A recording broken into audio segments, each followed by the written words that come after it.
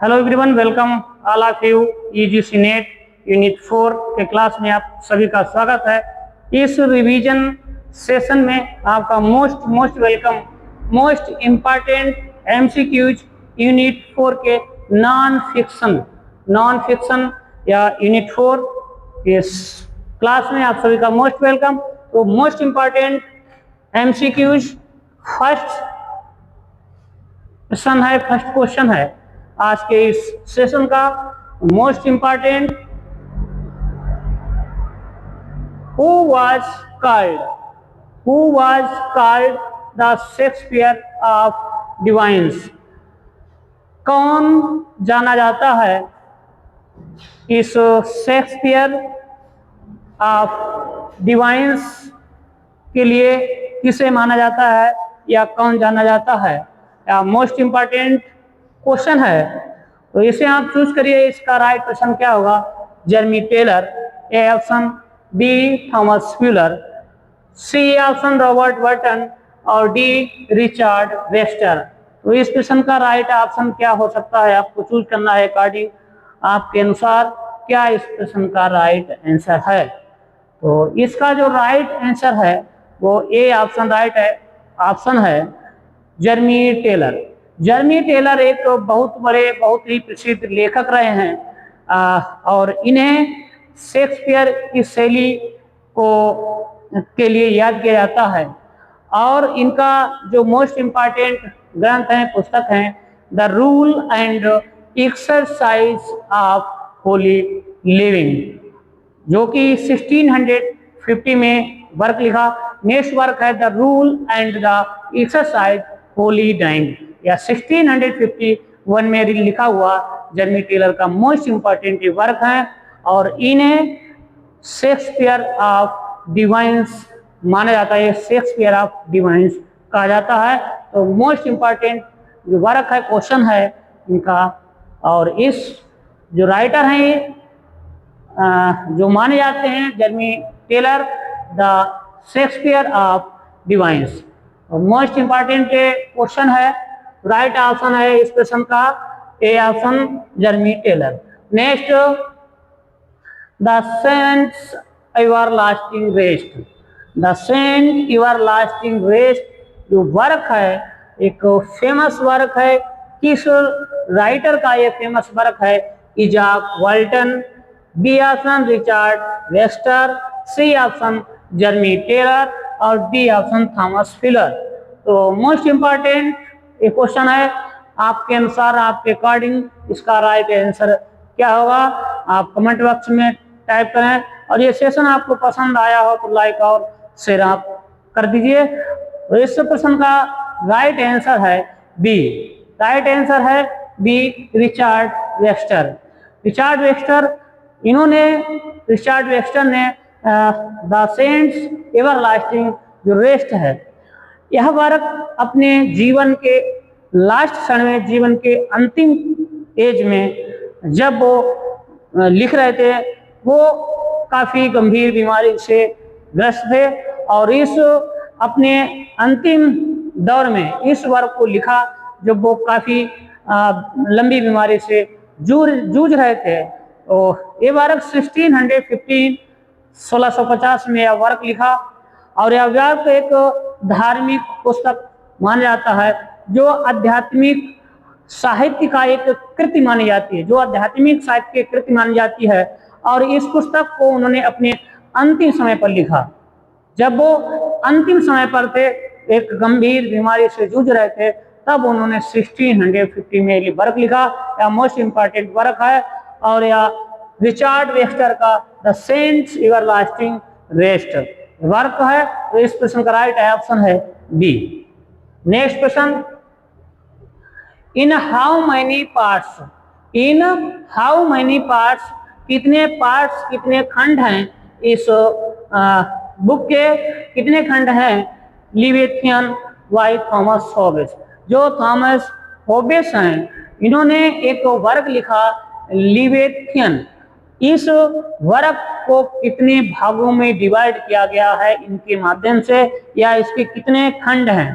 तो यहाँ पर जो मेंशन है 2, 3, 4, तो इसका राइट ऑप्शन चूज करना है। क्या राइट ऑप्शन है? तो इसका राइट ऑप्शन है सी। सी इस प्रश्न का राइट ऑप्शन है। इन्होंने जो हॉबेस हैं, थॉमस हॉबेस, इन्होंने अपने लिवेथियन जो वर्क है 4 प्रखंड में बांटा है। 4 इसके भाग हैं, 4 खंड हैं।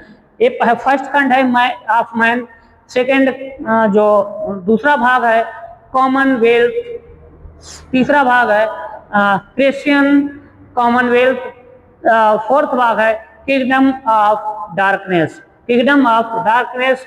तो ये 4 खंड हैं इसके इस बुक के। तो राइट ऑप्शन है C. Next, elements of law, एक बहुत ही मोस्ट इंपॉर्टेंट वर्क है elements of law. Elements of law एक इसका वर्क है। ये जो वर्क है किस राइटर का है? अब वो राइटर क्या है? प्यूरिटन प्रोज राइटर हैं। कौन से?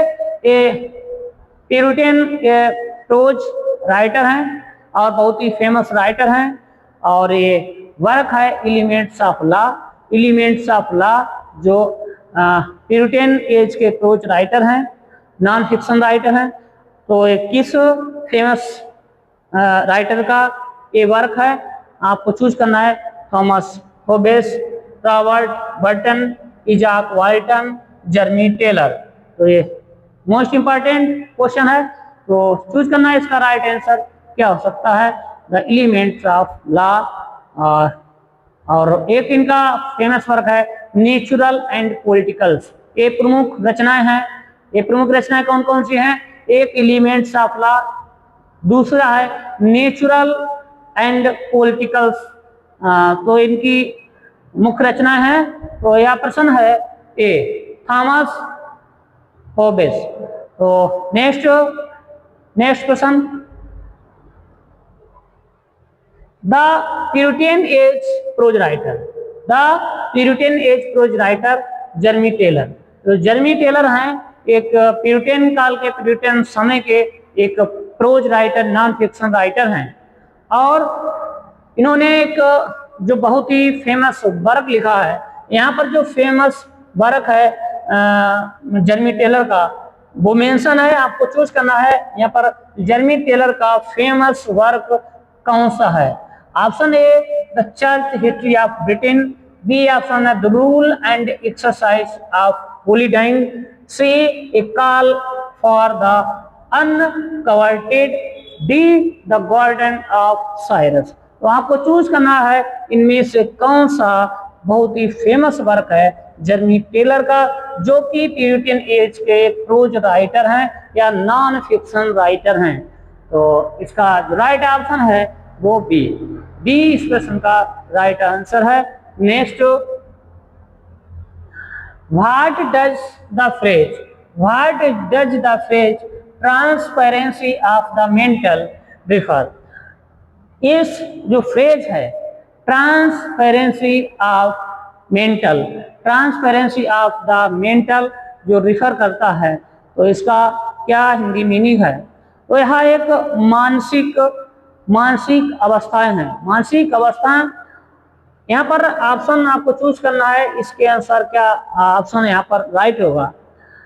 ऑप्शन ए है the claim that for something to be in the mind we must be aware of it. B option है the claim that when we are born our minds are completely blank. C, the claim that your body agrees with certain ethical truths. D, the claim that everybody knows anything for certain. तो आपको choose करना है इनमें से कौन सा option इस phrase के लिए सही बैठता है।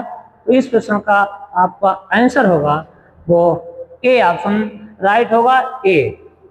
अगला प्रश्न, नेक्स्ट प्रश्न, who is known as the father of literary criticism? Most important यह क्वेश्चन है कि कौन जाना जाता है एक साहित्य लिटरेरी क्रिटिसिज्म के लिए। लिटरेरी क्रिटिसिज्म के लिए कौन जाना जाता है? John Dryden, Ijak Walton, John Elliot, Cromwell. तो इस प्रश्न का राइट ऑप्शन क्या है, आपको चूज करना है। तो इस प्रश्न का राइट ऑप्शन है John Dryden. John Dryden literary criticism के फादर माने जाते हैं और यह Samuel Johnson and Alexander pope जैसी आलोचनाओं से अधिक प्रभावित रहे। किनसे प्रभावित रहे? Samuel Johnson and Alexander pope, इनसे अधिक ये प्रभावित रहे। तो इस प्रश्न के अनुसार राइट ऑप्शन है ए। अगला प्रश्न, नेक्स्ट प्रश्न, what century is variously called? एक शताब्दी, कौन सी ऐसी शताब्दी है, कौन सी ऐसी सेंचुरी है जो कई नामों से जानी जाती है? कई नामों से जानी जाती है, विभिन्न नामों से हम जानते हैं। The age of Enlightenment, the age of sensibility, the Augustan age, the age of prose and reason. इतने नामों से जाने जाने वाली जो शताब्दी है, तो वो कौन सी शताब्दी है? किस शताब्दी में इन विभिन्न नामों को उसे जाना गया है, या इन विभिन्न नाम जो मेंशन थे वो शताब्दी है 16th century, A option, B option 17th century, C option 18th century और डी ऑप्शन है 19th सेंचुरी। तो राइट ऑप्शन इस प्रश्न का क्या बनेगा, आपको चूज करना है। तो इस प्रश्न का राइट ऑप्शन है सी। सी इस प्रश्न का राइट ऑप्शन है। नेक्स्ट, इन व्हिच एज, किस युग में या किस एज में the government was divided into two part? किस समय या किस युग में जो वहां की सरकार थी, गवर्नमेंट सरकार थी, दो भागों में डिवाइड हो गई थी। वो एज क्या थी? किस युग में या किस समय वहां की सरकार दो गुटों में बट गई, दो पार्टियों में बट गई? तो वो कौन कौन सी पार्टी थी? एक व्हिग्स पार्टी और दूसरी थी टोरीज पार्टी। व्हिग्स और टोरीज पार्टी में वहां की सरकार डिवाइड हो गई। तो number 1 Whig parties, number 2 Tories party.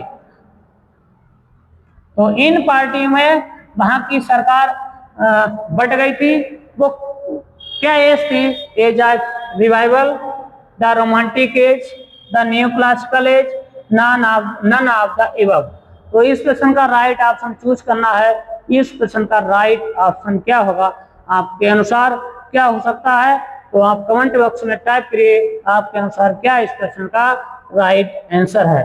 तो इस प्रश्न का राइट आंसर है सी, न्यू क्लासिकल एज में।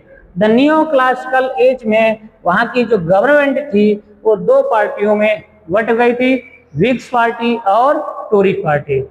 Next question, the Augustan age called so because. Augustan age जानी जाती है क्यों? क्यों अगस्टिन एज जानी जाती है, क्या कारण ऐसा है? तो यहाँ पर ऑप्शन मेंशन है। The king Augustus ruled over England during this period. B option, the English writers imitated the Roman writers during this period. C option है, English king was born in the month of August. This was an age of sensibility. तो इस प्रश्न का आपको right option choose करना है। इस प्रश्न का राइट ऑप्शन क्या होगा? तो ये जो है 18वीं शताब्दी में वहाँ का रोमन सम्राट सीजर अगस्टस के शासनकाल में जो राइटर हैं उसी के समय जो रचनाएं हुई थी, तो उसी के काल को हम अगस्टन एज जाने जाते हैं। किसके? रोमन सम्राट सीजर अगस्टस। रोमन सम्राट सीजर अगस्टस के शासनकाल को माना जाता है। तो किंग अगस्टस रूल्ड ओवर। तो इस प्रश्न का राइट ऑप्शन क्या हो? राइट ऑप्शन होगा B, the English writer imitate the Roman writers during this period. Next, Joseph Addison in his famous work female orators talk. क्या है? जोसेफ एडिसन अपने वर्क के लिए जाने जाते हैं। जोसेफ एडिसन अपने वर्क के लिए जाने जाते हैं। बहुत ही प्रसिद्ध उनका फेमस वर्क है। कौन सा वर्क है? Female orators. एक उनका जोसेफ एडिसन अपने प्रसिद्ध वर्क के लिए जाने जाते हैं, जो कि उनका प्रसिद्ध वर्क है फीमेल ओरेटर्स। और यह फीमेल ओरेटर्स किसके बारे में है? टॉक अबाउट, किसकी बात करता है, किसके बारे में बात करता है? तो ये जो है महिलाओं के बारे में बात करता है, महिलाओं से संबंधित है, महिलाओं के बातूनी से संबंधित है कि महिलाएं कैसी होती, बातूनी प्रकृति की होती हैं। महिलाएं जो हैं बहुत बोलती हैं। तो क्या है? महिलाएं एक प्रकार की बातूनी प्रकृति की होती हैं। तो इससे संबंधी उनका फीमेल ओरेटर्स जो वर्क है, जो कि जोसेफ एडिसन ने लिखा है। तो यहाँ पर राइट ऑप्शन बनता है A, the talkative nature of women. क्या है? औरतों की जो प्रकृति होती है, लेडीजों की जो प्रकृति होती है, एक बातूनी प्रकृति होती है। उनकी जहाँ दो चार महिलाएं एकत्रित हो जाती तो वो क्या है कि उनकी जो बोलचाल की वो भाषा है, वो क्या है? शांत नहीं रहती, बहुत समय बोलती रहती हैं। तो यहाँ पर उनकी एक प्रकृति है, the talkative nature of women. तो इसका राइट ऑप्शन क्या है? ए ऑप्शन राइट ऑप्शन है A, Joseph Addison his famous work female orators talk about the talkative nature of women. Right answer है A. Next, which work of Edison celebrates the victory of Marlborough at Blenheim? किस work को Joseph Addison ने लिखा है? Celebrate, जश्न के दौरान लिखा गया एक फेमस वर्क है, जो कि एक विजय किसकी थी? Of Marlborough at Blenheim. तो कौन से कार्य को, किस वर्क को उन्होंने लिखा है? आपको चूज करना है। Cato, the pleasure of imagination, C an address to king William, और द कैंपेन। तो इस प्रश्न का राइट ऑप्शन आपको चूज करना है। क्या इस प्रश्न का राइट ऑप्शन है? तो इस प्रश्न का राइट ऑप्शन है डी, जोसेफ एडिसन ने का एक फेमस वर्क है, जो कि सेलिब्रेशन में लिखा हो गया, एक जश्न में लिखा गया, विजय के जश्न में लिखा गया, द कैंपेन। तो ये 1704 में कब लिखा गया है?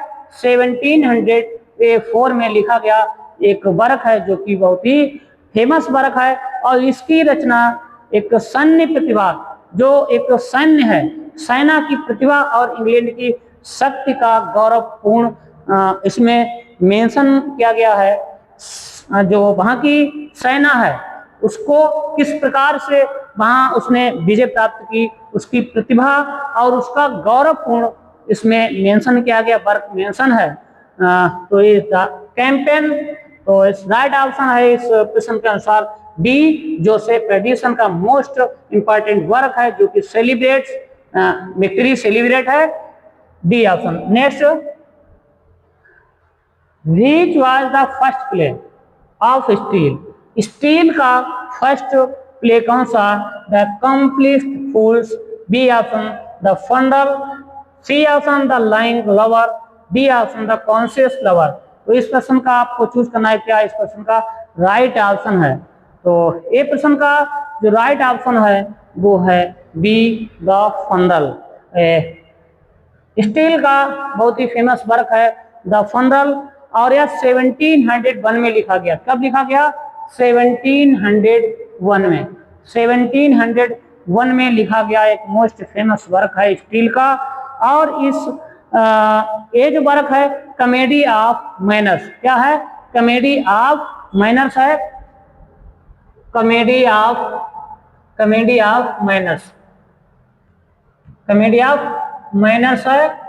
और यह एक उस समय के जो उस समय का समाज है, उस समय का जो समाज है वो समाज की दिखाया गया है, और वहाँ की औरतों का मेंशन किया गया है, वहां के पाखंड जो वहां पर उसमें पाखंड होता है उसमें व्यंग किया गया है। तो ये राइट ऑप्शन है द फंडल। Next, who is considered as one of the most famous impressionist. Impressionists कौन जाना जाता है one of the most famous impressionist के लिए? जॉन आर्ब्यू, not, B George Berkeley, C David Hartley. तो इस प्रश्न का आपको राइट ऑप्शन बताना है। क्या इस प्रश्न का राइट ऑप्शन होगा आपके अनुसार? तो इस प्रश्न का राइट ऑप्शन है सी। अगला प्रश्न, which of the following is the most famous work of Burke. किस का एक वर्क का फेमस या वर्क का बहुत ही फेमस वर्क है? यहाँ पर जो वर्क है the wealth of nations, treatise, C reflections on the revolution in France, none of the above.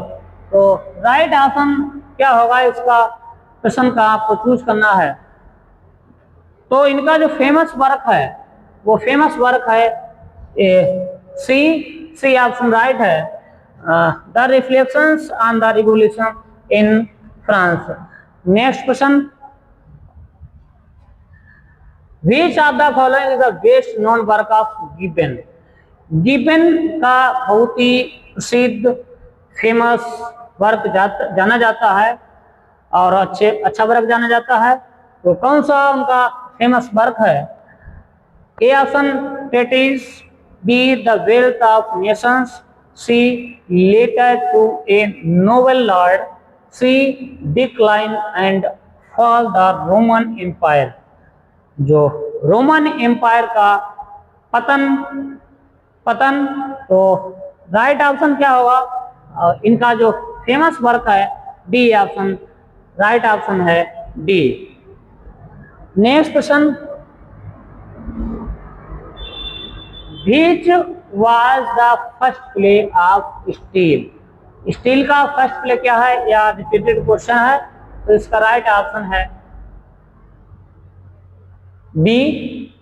Next, which of the following is the most famous of work, ए भी repeated question है सी।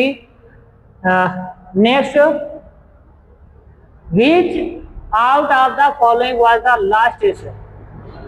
Last essay of Lamb. Lamb का जो last essay है Charles Lamb का जो आखिरी essay है आपको चूज करना है लास्ट essay, लास्ट निबंध चार्ल्स लैम्ब का कौन सा है। यहाँ पर जो ऑप्शन मेंशन है page of chimney sweepers, B option dream children, C a chapter on ears, D option है ग्रेस बिफोर मीट। तो इस प्रश्न के अनुसार चार्ल्स लैम्ब का जो लास्ट essay है वो ड्रीम चिल्ड्रन है। कौन सा? बी ऑप्शन राइट ऑप्शन है B dream children. Next,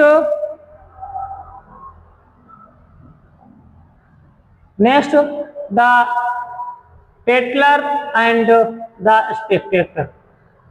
the Tatler and the spectator are the famous work। ये फेमस वर्क किसके हैं? Addison and Swift, Addison and Goldsmith, C Addisons and Steele, none of the above. तो ये famous work आपको choose करने हैं किसके हैं? एडिसन एंड स्टील के हैं। तो राइट ऑप्शन है C, right option C. Next question, that was the first volume. पहली वॉल्यूम या पहला प्रकाशन हुआ था बाय गिब्बन का, विच मेड हिज, जिसे उन्हें क्या बनाया था, जिससे बहुत ही प्रसिद्ध हुए और फेमस हुए। तो यहाँ पर history, memoirs, C option the decline and fall of the Roman. तो इस प्रश्न का आपको चूज करना है, इस प्रश्न का राइट ऑप्शन क्या है। तो इसका जो राइट ऑप्शन है वो सी। अगला प्रश्न, 4 ages of poetry. 4 ages of poetry के लेखक कौन है, ये रचना किसकी है, कॉलेज, पीकॉक, कीट्स, वर्ड्सवर्थ। तो ये रचना बहुत ही फेमस रचना है। ये किस प्रसिद्ध की राइटर हैं इसके 4 एजेज ऑफ पोइट्री। तो चूज करना है, इसका राइट ऑप्शन क्या है, तो इसका राइट ऑप्शन है B, Peacock. Next, that of the following is the last name essay of De Quincy। essay of De Quincy, जो De Quincy का जो essay है, लास्ट essay नेम, उसका क्या नाम है, Joan of Arc, dream, fugues, the English mail coach, revolt of the Tartars. तो इसका राइट ऑप्शन है dream, B option right option है B. Next, peacock is best known. Peacock अच्छी तरीके से जाने जाते हैं अपने निबंध के लिए। पीकॉक एक अच्छे निबंध के लिए जाने जाते हैं। Which provoked Shelley famous defence of poetry. तो यहाँ पर कौन सा राइट ऑप्शन होगा इनका, ए ऑप्शन है recollection of childhood, B option है the 4 ages of poetry, C memoirs of Shelley, D the last essay of venture forest. आपको चूज करना है इस प्रश्न का राइट ऑप्शन क्या होगा। तो इस प्रश्न का राइट ऑप्शन है बी। अगला प्रश्न, विच of the following pairs is correct. क्या है, करेक्ट। तो इसमें जो करेक्ट मैच है वो क्या है, बी। क्या है, बी ऑप्शन राइट है, B. Next, which of the following pair is correctly match. कौन सा इनमें से करेक्टली मैच है, तो इसका प्रश्न, इसका आपको ऑप्शन बताना है क्या इस प्रश्न का सही आंसर है। यहाँ पर जो करेक्टली मैच है, Mary Wollstonecraft, vindication of the right of women, correct match है। और A Walter Scott Waverley, Walter Scott का वेवरली है, और मारिया का विलिंडा है, और फैनी बर्नी का इवेलिना। ये राइट ऑप्शन है।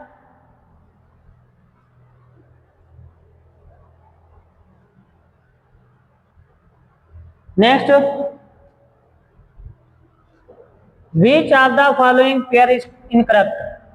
विच ऑफ द फॉलोइंग इनकरेक्ट, क्या है, इनकरेक्ट है। कौन सा इसमें जो है इनकरेक्ट है, Thomas Love Peacock Nightmare Abbey, Thomas De Quincey confessions of an English opium, William Hazlitt का a view of English stage. तो यहाँ पर जो इनकरेक्ट मैच है वो एशिया फिलिया है। एशिया फिलिया किसका है, लैम्ब जी का है। किसका है, लैम्ब जी का है एशिया फिलिया। तो डी ऑप्शन इनकरेक्ट है। कौन सा, डी ऑप्शन इनकरेक्ट है। Next, what is common to the following writers. What is common to the following writers, identify the correct description below.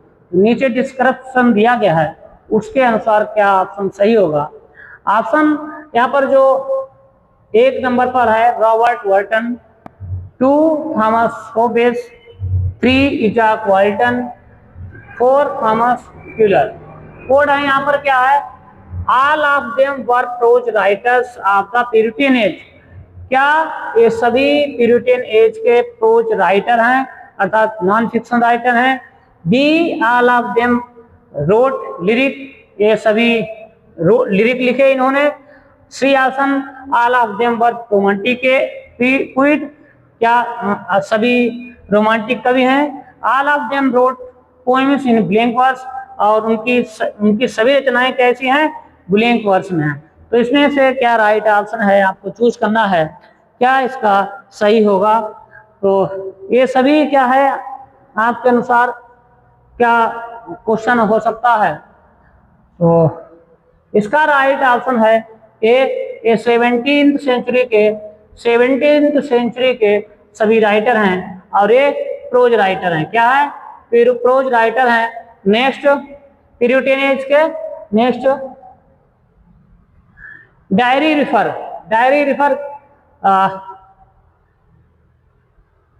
Milton, Pepys, Grover, Green. Select the code 1 4 1 3 only 2 और 4। तो right option है 2, C option. Next, what is common to following writer? क्या है? Follow identify the correct description below. आप identify करें क्या इस question का राइट ऑप्शन होगा। Charles Lamb, William Hazlitt, Thomas De Quincey, Thomas L Peacock, all of them were pros writer. क्या सभी ये राइटर प्रोज राइटर हैं? आप रोमांटिक एज के, जो रोमांटिक युग के हैं, रोमांटिक युग के सभी प्रोज राइटर हैं। बी ऑप्शन है all of them are Restoration dramatist. क्या ये सभी रेस्टोरेशन युग के ड्रामाटिस्ट हैं? ऑल ऑफ देम, इनमें से सभी क्या है? गोथिक नॉवेल हैं। ऑल ऑफ देम उनके क्या है? लिक्विड हैं। तो इनमें से आपको चूज करना है क्या राइट ऑप्शन बन रहा है आपके अनुसार। तो ये राइट ऑप्शन है इसका ए ऑप्शन। राइट ऑप्शन है ए, ऑल ऑफ देम। ये कैसे हैं? रोमांटिक एज के नॉन फिक्शन राइटर हैं, अर्थात प्रोज राइटर हैं। क्या है? प्रोज राइटर हैं। Next, match of the following romantic non fiction writer. Non fiction लेखक हैं और उनके जो वर्क दिए हैं उनको मेंशन करना है। Charles Lamb, William Hazlitt, Thomas De Quincey, Thomas L Peacock. और इसमें मेंशन करना है, हम एक से मिलान कर लेंगे। चार्ल्स लैम्ब किसका है? लास्ट एसे ऑफ इलिया, एक का डी। तो एक का डी इसमें कौन सा है? एक का डी बी वाला है, तो इसी से मैच खा जाता है।